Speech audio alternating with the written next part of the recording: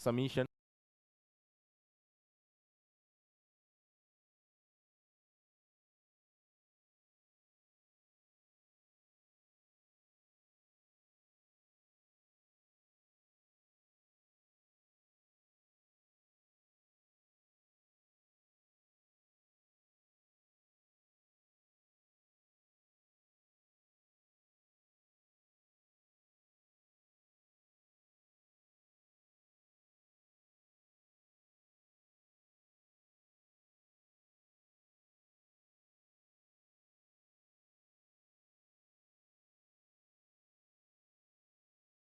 Summation जब ए के पास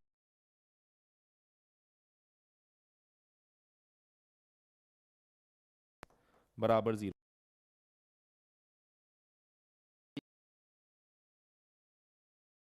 be summation x. अच्छा, कुछ बच्चे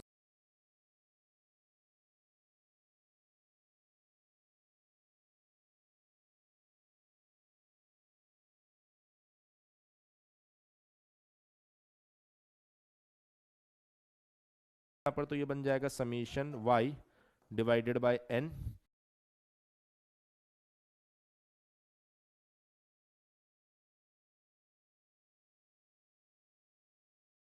तो क्या लिख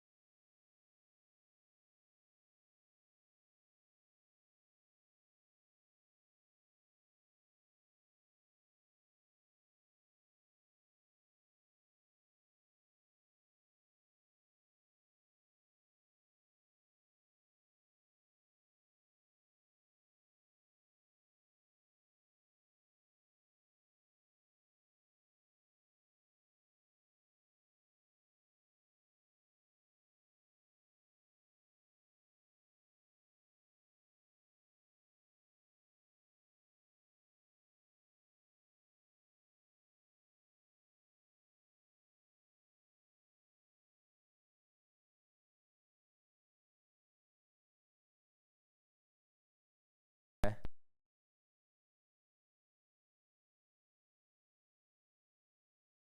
आपको बताया था, उसकी मदद में यहां पर आप लेने वाला हूं। तो पहली चीज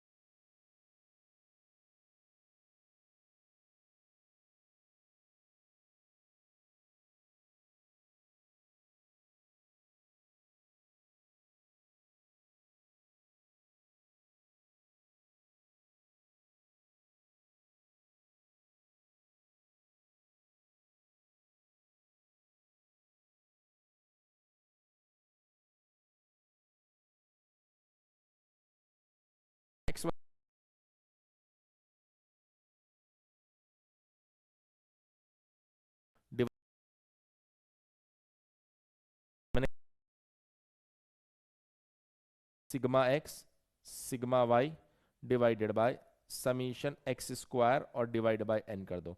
सर ऐसा करने से ये बन जाएगा r sigma x sigma y divided by, इसको क्या बोल सकते हैं सर, इसको सिग्मा एक्स का स्क्वायर बोल सकते हैं, तो इससे ये टर्म कैंसिल आउट हो जाएगी। तो सर बी बराबर कितना आ गया हमारे पास में, r sigma y upon sigma x.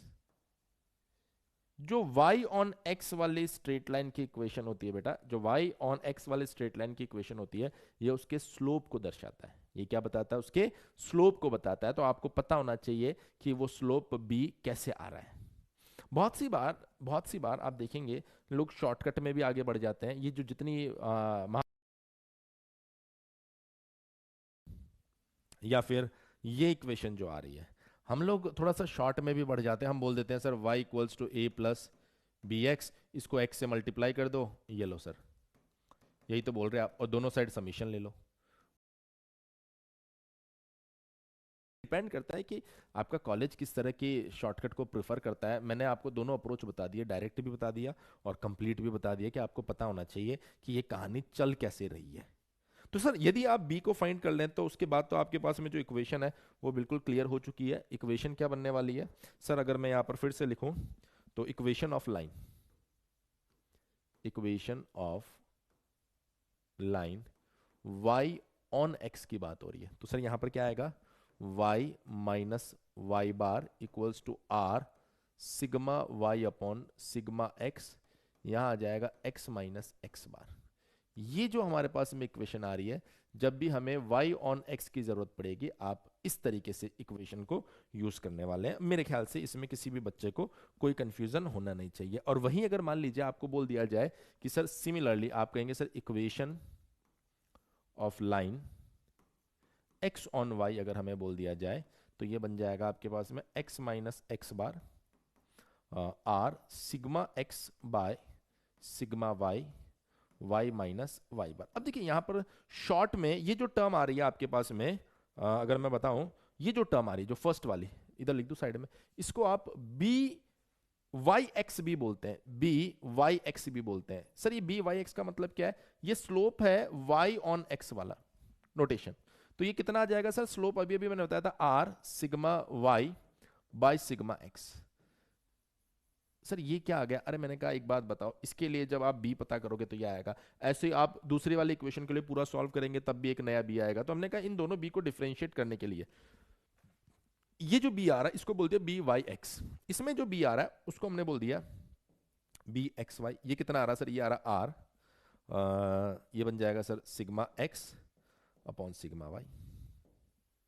तो सर जब इन दोनों को आप मल्टीप्लाई करेंगे तो b y x multiply by b x y equals to, आप देख सकते हैं यहाँ पर r sigma y sigma x multiply by r sigma x sigma Y.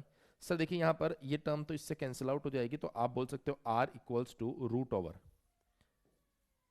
B y x dot b x y. ये आपके पास में एक और रिलेशन है, न्यूमेरिकल में आप इसको यूज कर सकते हैं। न्यूमेरिकल में आप क्या कर सकते हैं बेटा, इसको यूज कर सकते हैं अगर आपको इसकी जरूरत पड़ती है। तो मेरे ख्याल से ये जो पॉइंट है ये आपको क्लियर हो गया होगा कि सर इक्वेशन आई कैसे, इक्वेशन आई कैसे। इसके बाद में जो नया पॉइंट हमारे सामने निकल कर आता है वो ये है कि सर इक्वेशन तो आ गई है, लेकिन अब यदि हमें न्यूमेरिकल पॉइंट ऑफ व्यू से सोचना है कि किस तरीके से न्यूमेरिकल क्वेश्चन को सॉल्व किया जाता है, तो अब हमें कुछ न्यूमेरिकल एग्जांपल्स भी यहाँ पर लेने पड़ेंगे। तो मैं कुछ एग्जांपल लेकर आया हूँ, कौन कौन से तरह के एग्जाम्पल हमसे पूछे जा सकते हैं। तो मैंने अपनी साइड से जो जो चीज़ें मिल सकती है सब कलेक्ट किया आप लोगों के लिए, और इवन जो लैंग्वेज हो सकती है वो लैंग्वेज भी हम लिख कर लाते हैं, ताकि आप एग्जाम में जब लिखे तो आप ब्लैंक ना हो जाए कि सर वो आपने बताया तो था, समझ में तो आ गया, पर एग्जाम में लिखूँ क्या। अब आपने जैसे बोला वैसे तो हम नहीं लिख सकते ना वहाँ पर, वो तो आपने हमें समझाया, हमें टीचर को समझाना नहीं, हमें टीचर को आंसर लिख के देना है। तो इसलिए हम प्रॉपर लिख कर लाते हैं ताकि आप उस तरीके से उस आंसर को वहां पर लिख पाए। हर एक चीज को मैं यहां पर इसीलिए लिखवा रहा हूं। तो सर क्वेश्चन क्या है, क्वेश्चन है बच्चे हमारे पास में find find find the correlation coefficient, the correlation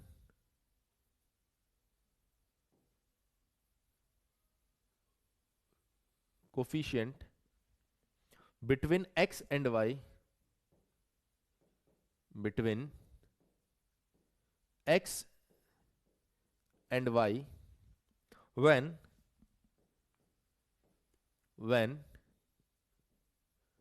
line of regression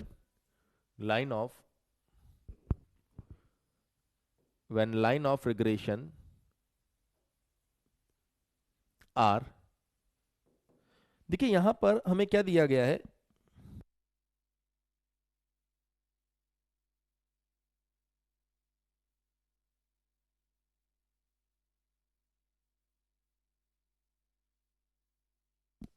चलिए तो रिग्रेशन की जो लाइन दी गई है, हमें दी गई है वो है 2x minus 9y plus 6 equals to 0। पहली लाइन हमें ये दी गई है, पहली लाइन हमें ऐसी दी गई है, और दूसरी लाइन जो दी गई है वो दी गई है बेटा x माइनस 2y प्लस 1 बराबर 0। तो हमसे कोफिशिएंट ऑफ कोरिलेशन पूछा गया है। देखिए कोफिशिएंट ऑफ कोरिलेशन अगर पूछा गया है तो आपको क्या करना है, आपने कहा sir r equals to root over b y x multiply by b x y कर दीजिए सर, आपकी प्रॉब्लम सॉल्व हो जाएगी। तो मैंने कहा सबसे पहले मुझे ये पहचानना होगा कि सर कौन सी लाइन y ऑन x है और कौन सी लाइन x ऑन y है। तो मैंने कहा मान लीजिए, लेट, मैं जानबूझ के यहां पर पहले इसको मान लेता हूं कि सर ये जो फर्स्ट लाइन है ये है हमारी x ऑन y है। तो सर अगर ये x ऑन y है, अगर ये x ऑन y है तो इसमें 2x माइनस 9y प्लस 6 बराबर 0 आ रहा है, तो मुझे इसे x इक्वल्स टू में सॉल्व करना है। तो ये बन जाएगा sir 2x equals to 9y minus 6, और यहां से x इक्वल्स टू आ जाएगा 9/2y माइनस 3। तो यहां से सर ये बन गया हमारे पास में bxy इक्वल्स टू 9/2। मैंने कहा सर जो दूसरी लाइन है वो हमने मान लिया y ऑन x। अगर y ऑन x मानेंगे तो ये बन जाएगा x माइनस 2y प्लस 1 बराबर 0। इसको आपको 2y equals to x plus 1 के फॉर्मेट में लिख सकते हैं, बिल्कुल लिख सकते हैं। तो y इक्वल्स टू क्या बन जाएगा 1/2 x प्लस 1/2, बिल्कुल बन जाएगा सर। तो सर यहां से b yx जो आ रहा है वो कितना आ रहा है 1/2 आ रहा है। तो मैंने कहा सर दोनों मिल गया, तो ऐसे में r पता कर लो, क्योंकि r आपको पता है 9/2 मल्टीप्लाई बाय 1/2 होगा। तो सर ये तो क्लियरली मैं देख पा रहा हूं कि ये कितना बन गया 9/4 बन गया, और 9/4 इज ग्रेटर देन 1। r की वैल्यू आपकी 1 से ज्यादा नहीं हो सकती। अगर आप उसके एब्सोल्यूट वैल्यू की बात करेंगे तो 0 से 1 के बीच में होती है, अगर आप उसके नॉर्मल वैल्यू की बात करेंगे तो -1 से 1 के बीच में होगी, लेकिन ये वैल्यू आ रही है ग्रेटर देन 1। इसका मतलब क्या हुआ, आपने ये जो x ऑन y लाइन को माना है या y ऑन x लाइन को माना है वो आपने गलत मान लिया। इस वजह से अब आप इसको पलट कर सॉल्व करेंगे तो आप कहेंगे सर नाउ यहां से इसको पहले वाली लाइन को आपने मान लिया कि सर ये जो हमारे पास में 2x माइनस 9y प्लस 6 बराबर 0, ये हमारे पास में है मान लीजिए y ऑन x। अगर y ऑन x है तो इसको y इक्वल्स टू में आपको सॉल्व करना पड़ेगा। तो आप इसको लिखेंगे sir 9y equals to 2x plus 6, y equals to 2/9 x plus 6/9। तो सर यहां से जो हमारे पास में byx आ रहा है वो कितना हो गया सर 2/9। इसी तरीके से अगर आप दूसरी लाइन को देखेंगे तो सर दूसरी लाइन हमारे पास में x माइनस 2y प्लस 1 बराबर 0। सर ये क्या होगा, ये हो गई x ऑन y। मैंने कहा अगर ये x ऑन y है तो x बराबर क्या आ जाएगा हमारे पास में 2y माइनस 1 हो जाएगा। तो सर यहां से अगर हम देखें ध्यान से तो bxy कितना आ रहा है सर, bxy आ रहा है 2। तो मैंने कहा सर r इक्वल्स टू क्या बन जाएगा, r इक्वल्स टू बन जाएगा byx which is 2/9 bxy which is 2, तो ये बन जाएगा रूट ओवर 4/9 और वट जो भी वैल्यू आ रही है, मेरे पास वैल्यू है तो मैं लिख दूं क्या डायरेक्ट, या फिर इधर भी 2/3 दिया गया है तो 2/3 लिख दो। अब आप कहेंगे सर आपके पास तो सॉल्यूशन था तो आपने ये सब क्यों किया। मैंने कहा अगर मैं इसको डायरेक्टली ऐसे सॉल्व कर देता तो आप ये नहीं समझ पाते कि एग्जाम में एक सिनेरियो ये भी बन सकता है कि आपको इक्वेशन दी गई और आपने इस तरीके से सॉल्व कर दिया और आपने इस चीज को ऑब्जर्व भी नहीं किया, सर ये आंसर ग्रेटर देन 1 आ गया। आपको वहां पर देखना होगा कि जो आंसर ग्रेटर देन 1 आ रहा है वो गलत है। तो यहां पर कभी भी मेंशन नहीं होता है, जब भी इस तरीके की रिग्रेशन लाइन होगी आपको खुद को इस तरीके से सॉल्व करके ही डिसीजन लेना पड़ता है कि सर यहां पर जो r है वो ग्रेटर देन 1 आ रहा है। यदि r ग्रेटर देन 1 आ रहा है तो इसका मतलब क्या हुआ कि मैंने जो वैल्यू ले ली है, मैंने जो रिग्रेशन लाइन अज्यूम की है वो सही अज्यूम नहीं की है, मुझे उसको पलटना पड़ेगा जैसे मैंने यहाँ पर पलटा है। तो मैंने इंटेंशनली पहले गलत सॉल्व करवाया, इसी वजह से मैंने पहले गलत सॉल्यूशन अपने पास में रख रखा है ताकि आपको मैं बता सकूं कि देखो ऐसा हो सकता है हमारे साथ में। अगर मैं डायरेक्टली ये सॉल्व कर देता तो आपको पता ही नहीं चलता कि ऐसा भी हो सकता है। आप तो सोचते सर किसी को भी सॉल्व करो और ऐसे बी पता कर लो और उसके बाद में रूट ले लो, नहीं। तो आपको पता होना चाहिए ये सही नहीं है।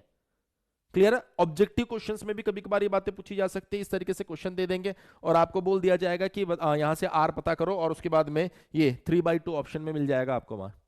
लेकिन आंसर 3/2 नहीं, आंसर क्या होगा बेटा? 2/3। आई होप ये बात आप समझ गए होंगे। इसमें मैंने एक और पॉइंट ऐड किया था। हाँ, जैसे मान लीजिए अगर आपको इसके अंदर मीन पूछ लेता है वो, अगर मान लो इसके अंदर आपसे बोल देता है कि एक्स और वाई के मीन पता करो, तो मीन फाइंड करने के लिए आपको ज्यादा मेहनत नहीं करनी है। जो लाइन दी गई है, मैं पहले लाइन नेक्स्ट स्लाइड पे लिख लेता हूं।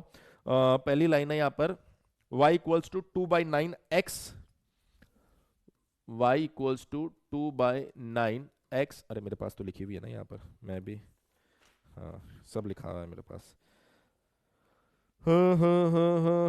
2/9x प्लस 6/9 था तो उसको लिख दो 2/3। और दूसरी लाइन क्या थी sir? x equals to 2y-1। हाँ, तो अगर मान लीजिए मीन पूछ लेता है तो आपको पता है रिग्रेशन लाइन उस mean point x bar comma y बार से पास होती है। मैंने आपको डेरिवेशन में सिखाया था।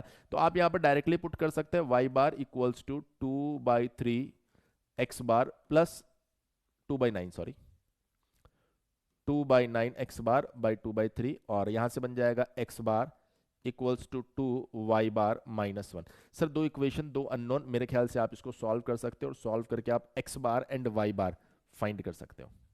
तो यदि पूछ लेता है तो दूसरा क्वेश्चन आप यहां से कुछ इस तरीके से सॉल्व कर सकते हो। आई होप ये बात भी आप लोगों को समझ में आ गई होगी। अब मैं एक अच्छा question, different type of question मेरे पास में अवेलेबल है, थोड़ा सा उसके ऊपर भी चर्चा कर लेता हूं। अगर बाय चांस मान लीजिए कि उस तरीके से आपसे कुछ पूछा जाए तो उसको कैसे हैंडल किया जाता है। इस लेक्चर में मैंने ज़्यादा कुछ तो नहीं बता दिया, कहीं आपको ऐसा लगने लग जाए कि सर बहुत देर से बता रहे हो। एक ही पॉइंट बचा तो मैंने कहा इसी में कवर कर लेता हूँ। If theta be the acute angle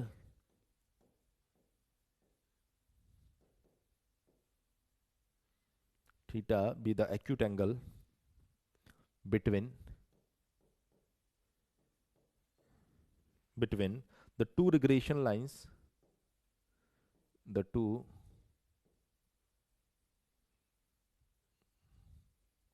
regression lines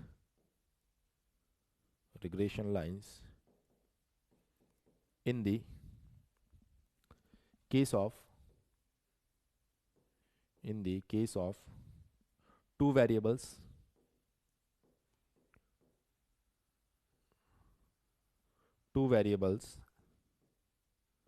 x and y, show that tan theta equals to 1 minus r square divided by r, और यहां पर आ रहा हमारे पास sigma x sigma y divided by sigma x square plus sigma y square. ये हमें show करना है, कर देंगे, कोई दिक्कत नहीं है। आगे भी कुछ लिखा है, उसने बोला है where r comma sigma x comma sigma y have their usual meanings, explain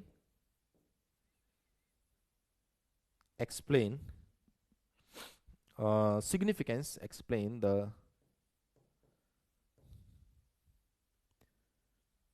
significance where r equals to 0 and r equals to +-1।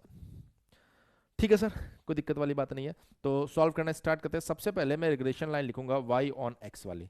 Sir y on x वाली लाइन जो थी वो थी y minus y bar equals to r sigma y upon sigma x, और यहां पर आ गई थी sir x minus x bar. मैंने कहा सर यहां पर अगर मैं स्लोप निकालू इसकी तो y बराबर mx वाले फॉर्मेट से आप बोल सकते हो सर इसका जो स्लोप आएगा r sigma y upon sigma x आएगा। ठीक है सर, कोई दिक्कत नहीं है। फिर आपने कहा सर x ऑन y की अगर मैं बात करूं तो ये बनेगा x minus x bar equals to r sigma x upon sigma y, और यहाँ पर बन जाएगा y माइनस वाई बार। तो बेटा जब यहाँ से स्लोप निकाला गया m2, तो ये कितना आ रहा है सर? ये आ रहा है 1/r sigma y upon sigma x, ऐसे कुछ आ रहा है, sigma y upon sigma x। बहुत बढ़िया। तो सर अब क्या करना है? बोला सर, उसने बोला टेन थीटा, दोनों के बीच में एंगल, तो दोनों के बीच में एंगल अगर आपको निकालना है तो टेन थीटा इक्वल्स टू ये बनेगा sir m2 minus m1 divided by 1 plus m1 m2। Sir ये कहाँ से आ गया? अरे बेसिक रूल है, फंडामेंटल रूल है भैया, फंडामेंटल रूल है ये ना, ये दो लाइंस के बीच में एंगल फाइंड करने का फंडामेंटल रूल है। तो हमने कहा सर m2 कितना है? m2 आपके पास में आ गया 1/r sigma y upon sigma x। m1 कितना है सर? r, यही है सर, हाँ r sigma y upon sigma x divided by 1 plus 1/r sigma y upon sigma x multiply by r sigma y upon sigma x। ठीक है sir, बहुत बढ़िया। अब क्या करें सर? मैंने कहा देखो न्यूमरेटर को यदि आप ध्यान से देखोगे तो इसमें एक sigma y upon sigma x तो आ रहा है बाहर, और अंदर क्या बच गया? 1/r minus r। परफेक्ट है। डिनोमिनेटर को यदि आप ध्यान से देखेंगे तो सर देखो r से r तो कैंसिल आउट हो गया, नीचे प्लस ही दिखाई दे रहा है, बिल्कुल। तो सर ये बन जाएगा हमारे पास में सिग्मा x का whole square plus sigma y का होल स्क्वायर और डिवाइड बाय सिग्मा x का स्क्वायर। मैंने कहा देखो इस एक सिग्मा से 100% ये एक सिग्मा कट रहा है ना? बिल्कुल कट रहा है सर। तो ये ऊपर चला जाएगा, बिल्कुल ऊपर चला जाएगा। तो सर यहां पर टेन थीटा इक्वल्स टू क्या बन गया? तो देखो आप साफ साफ देख सकते हो, tan theta equals to r denominator में आएगा, ऊपर आ रहा 1 माइनस आर, तो सर ये बन गया 1 minus r divided by r. पहली टर्म मैच कर रही है, बिल्कुल मैच कर रही है। सिग्मा एक्स ऊपर चला जाएगा तो ये बन जाएगा सिग्मा एक्स, और ये बन गया सिग्मा वाई डिवाइडेड बाय, नीचे क्या बन रहा है सर? थोड़ा अच्छे से लिख दो, सिग्मा, ओहो, sigma x multiply by sigma y divided by sigma x square plus sigma y square.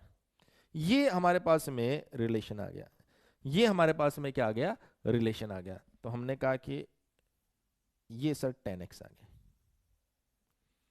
अब उसने क्या बोला? उसने कहा कि सर जब r बराबर 0 हो और r बराबर प्लस माइनस 1 हो तो इसके सिग्निफिकेंस को समझाओ।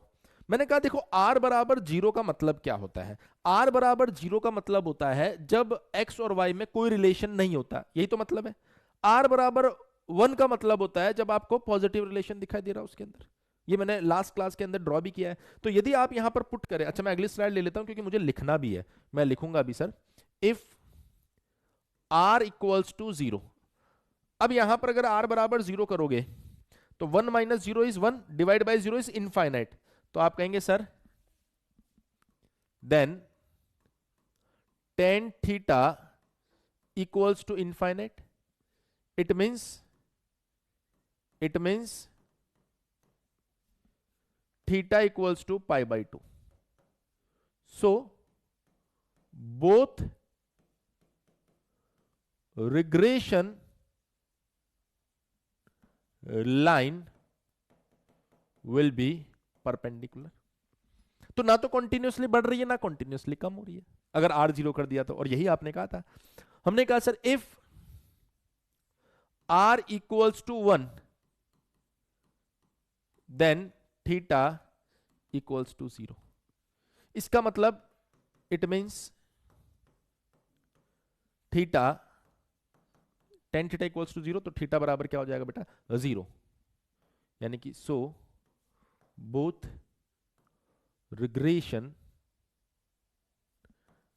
लाइन कोइंसाइड्स, एक दूसरे के ऊपर आ जाएगी। तो जो चीज आप किसी भी तरीके से देखो, इस फॉर्मूले से डिराइव करो, इस फॉर्मूले से जाओ, ऐसे एनालिसिस करो, बातें सारी एक ही होनी चाहिए, अलग अलग कभी भी नहीं होती। तो मैं उम्मीद कर रहा हूं डियर ये कोरिलेशन और रिग्रेशन वाला जो पॉइंट है, होप आपको क्रिस्टल क्लियर वे में समझ में आया होगा। जब PYQs करवाएंगे और प्रैक्टिस करवा रहे हैं उसमें एडिशनल प्रॉब्लम्स भी लेंगे, यहाँ पर चिंता मत करो। अभी फंडामेंटल चीज़ें आपको सिखाई गई कि अच्छा इस तरीके से ये सारी कहानी चलती है। होप आप सभी लोगों को बिल्कुल क्रिस्टल क्लियर समझ में आया होगा। थैंक यू सो मच, मिलते हैं अगले वीडियो में।